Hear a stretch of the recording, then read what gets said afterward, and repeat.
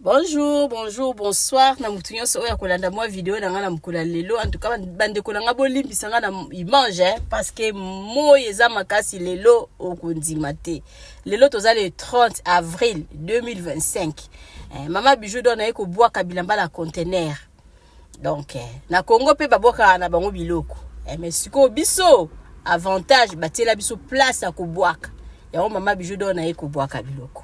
Na eko bois kabilamba la conteneur parce que bilamba mingi to bema ngo susu na Congo te bilamba leti ya kilo ba tricot ba nini en tout cas tu préfères ko bois kango oyo ya mwande ngwana oyo eza ya mwa pepele oyo ki mutu akongwa koki na eko lata na ko kene ko kabela mutu na tsaka ngo à part mais mususu penza e bois kamaka mama Bijou eko bois kabiloko na conteneur na eko bois kanini bilamba avantage à poto. Oui, bande kolanga biloko mama Bijou eko bois ka yango yo. On a l'accès bilo conteneur autre bois ka biloko conteneur wana ya jaune est-ce que la ko bois ka biloko. La ko bois ka bilamba langa wana.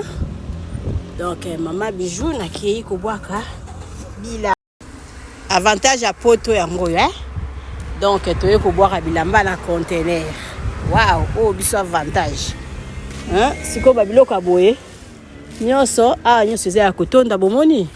Donc ngapi funa sa makasi ta kota biloko na awa biloko mama Bijou eko boaka yango na conteneur.